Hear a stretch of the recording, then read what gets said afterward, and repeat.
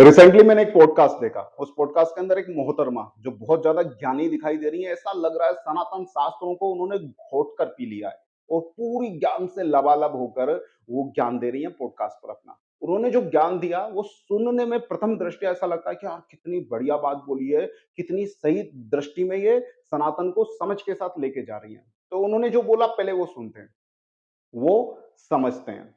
उन्होंने बोला कि भगवान जो ईश्वरीय शक्ति है वो कभी आपके जीवन में इंटरफेयर नहीं करती। जो आपकी नियति है, जो प्रारब्ध है, उसके अंदर ईश्वर इंटरफेयर नहीं करता है। चाहे आप साधना करो, चाहे आप पूजा पाठ करो और चाहे ना करो, वो समदर्शी है। उनके अनुसार ईश्वर सिर्फ एक स्टैंड बाय पोजीशन पे रहता है, वो जो सिर्फ आपको देखता रहता है और आप उसको देखते रहते हो। इस बात को सिद्ध करने के लिए उन्होंने एक उदाहरण दिया। उन्होंने एग्जाम्पल लिया महाभारत से और ऐसा लगता है महाभारत को उन्होंने घोट कर पी ली है।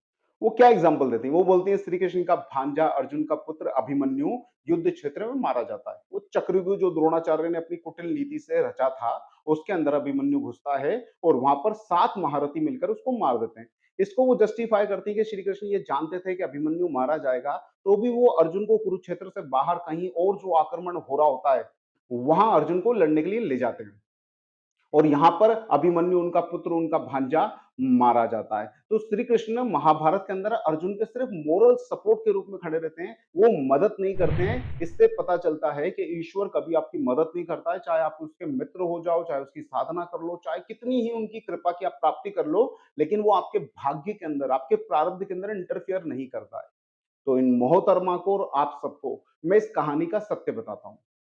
छोटा सा वीडियो स्किप मत कीजिएगा, इसको समझ लीजिएगा, क्योंकि ये वामपंथ और अध्यात्म जब मिलता है तो ये एक ऐसा कीड़ा बनता है जो आपके जीवन से जो हिंदुत्व के रिचुअल्स हैं उनको निकाल कर फेंक देना चाहता है। ये कभी-कभी सॉफ्ट तरीके से करते हैं और कभी-कभी हार्ड वे में चल करते हैं। सॉफ्ट तरीके से ये आचार्य जैसे लोग बन के बैठ जाते हैं जो कभी हुक्का बार में नजर आते हैं और डर के मारे वो सारे वीडियो यूट्यूब से निकाल के फेंक देते हैं। और कभी ये नेताओं के रूप में आपको नजर आते हैं जो सनातन की नियमित रूप से बुराई करते हैं।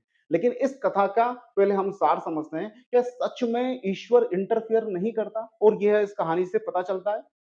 तो हम इसी कहानी से निकालेंगे कि ईश्वर इंटरफियर करता है और कैसे करता है, इसको समझिए। जयद्रथ जयद्रथ को पांडवों से चिढ़ थी। जयद्रथ भगवान शिव की तपस्या करने बैठता है और वो तपस्या कर कर वरदान भगवान शिव के प्रकट होने पर मांगता है कि मैं एक बार, ध्यान से सुनना, पांडवों के सामर्थ्य को समझना।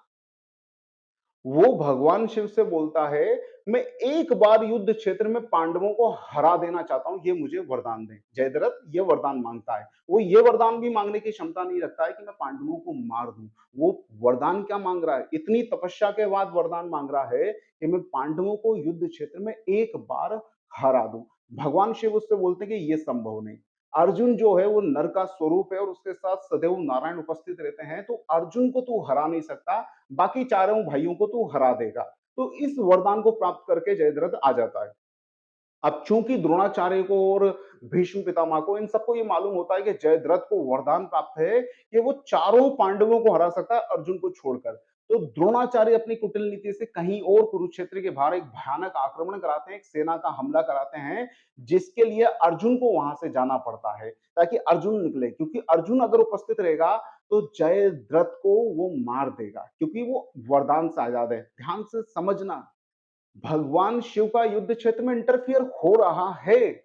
वो इंटरफियर करके बैठे हैं। उन्होंने जयद्रथ को वरदान दिया है। जयद्रथ की तपस्या, साधारण शब्दों में जयद्रथ की पूजा पाठ के कारण भगवान शिव ने इंटरफियर किया है और ये पूरा खेल भगवान शिव के वरदान के आसपास ही रचा जा रहा है।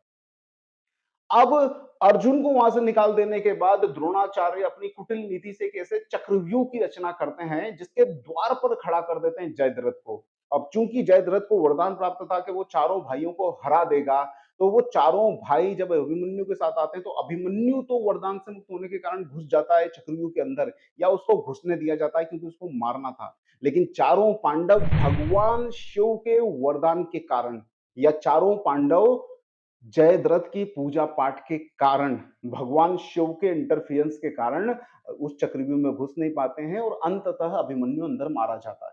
तो इसी कथा के अंदर जिसका वो उदाहरण दे रहे हैं ना, अभिमन्यु वध, उसी कथा के अंदर ये साफ रूप से, स्पष्ट रूप से नज़र आता है कि ईश्वर किस तरह से उसकी साधना किए जाने पर आपके जीवन में इंटरफियरेंस करता है।